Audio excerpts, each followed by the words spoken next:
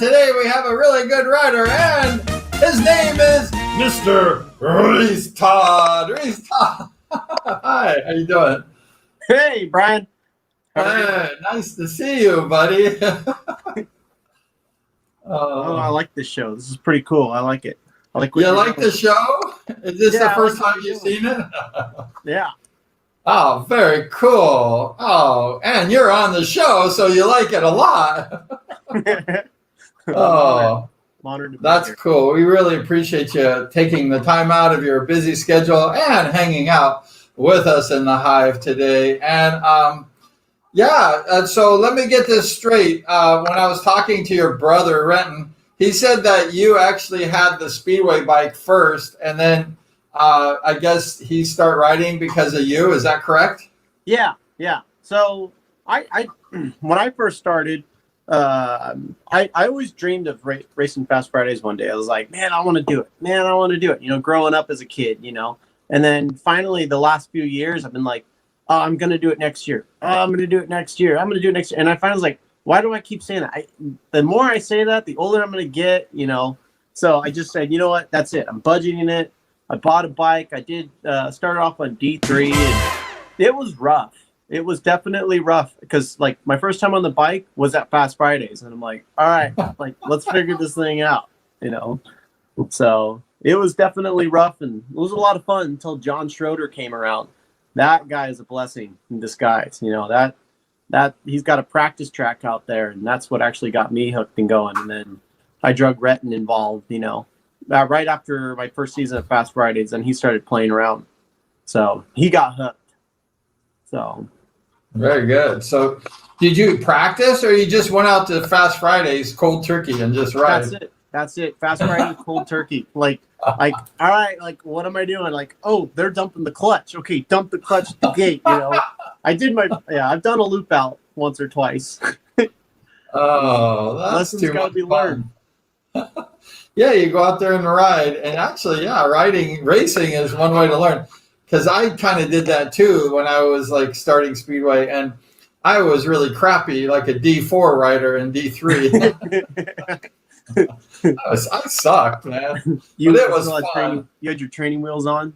I had my training wheels on, but I didn't care because you know what? I was riding a Speedway bike. Yeah, that's all that matters. You I was racing, so I was like a rider, so I didn't care how I looked as long as I was out on a Speedway track and doing my best. Yeah, loser or not, I'm still a Speedway rider. I lost all the time when I never won hardly when I was racing at beginning. So it didn't matter. As long as I was on the track, that was all that mattered. Yeah, no, definitely. Did you work on your own stuff or what? I didn't know how to work on my bike really when I first got my bike. I really didn't know much about it. I wasn't really good about Speedway, and I didn't know how to change a gear. I didn't know how to do anything until I started getting lessons and being taught by people. But when I first got the bike, I had like the gearing on at Costa Mesa. I was riding Costa Mesa at the time, and I never changed the gear. I didn't know anything. I was running a 22-inch tire. I just knew it was a Speedway bike. I didn't even know there was gears. I just rode. Yeah, we have to tighten a clutch. I didn't know anything. I just I knew I was riding a Speedway bike, and that was all that mattered. Yeah, as long as you had air and oil in it, you'll be okay. Yeah, I knew you had to have oil in the fuel in the oil tank, and you had to have air in the tires and fuel in the gas tank. But other than that, I had no idea what I was doing. Yeah, it's definitely a learning curve. I remember when I first started, like, I had no idea. I was scared to take my bike apart because I'm like, where do I get parts? I got my first bike off of Jeff Page. He just recently passed away. I don't know if you've heard about that. Yeah, I know. Yeah, I remember him. Yeah, so I got my first bike off Jeff Page, and that was really cool. But I was really scared to take it apart because I'm like, okay, where do I get these parts? Like, I had no idea who Billy Hamill was. I had no idea who John Schroeder. I knew nobody. The only person I knew was Bryce Starks. And he just had, milk crate full of stuff sitting around. But, so I just took it all apart, just kept take it apart, put it back together, Like, I don't want to mix match anything or screw anything up, you know. But yeah, no, definitely taking it apart, putting it back together was, you know, a learning curve. And didn't touch the engine until later, until I broke some valve springs. And then I was running around, you know, like a chicken without a head, trying to figure out where do I get valve springs for next week's race, you know. But well, you're smarter than me. You're a lot smarter. You got dangerous going into the engine and work out the valve springs. I mean, I would never do that in a million years. yeah, no, I was just worried trying to figure out where to get parts, you know. But that's hard. But now I've grown in inventory and stuff over time. You know, eventually I do. You know, I absorb parts, projects. You know, blowing up engines, and you know that's the stuff that I want, and that's what I've been kind of getting here and there. And so, but just recently, the engine that actually I'm running, it's a Jawa. It blew up. It burned up a rod bearing and piston and all that stuff. So I split the crank and tore it all apart, rebuilt it, and put it all back together. And that's what I've been running this season. So I rebuild engines now. So I'm pretty stoked about that. That's cool. You have a lot of, you know, you're courageous to, you know, go ahead and start tearing them apart. That's really great. Oh, benefit of being a mechanic. Yeah. So when I get my next Speedway bike, you can be my mechanic too. Hey, bring it on. Bring it on. I will. Oh, that's awesome.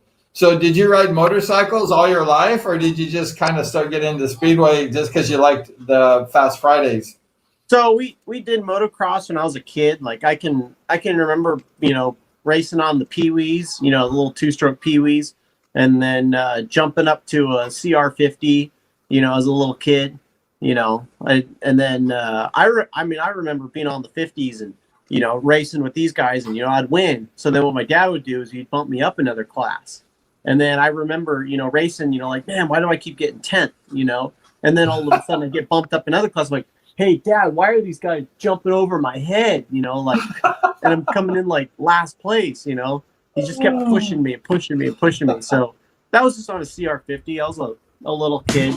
But when the economy crashed back, I think it was like 08 or whatever, we all had to stop or whatever and stuff. So it was definitely, I always wanted to get back into it.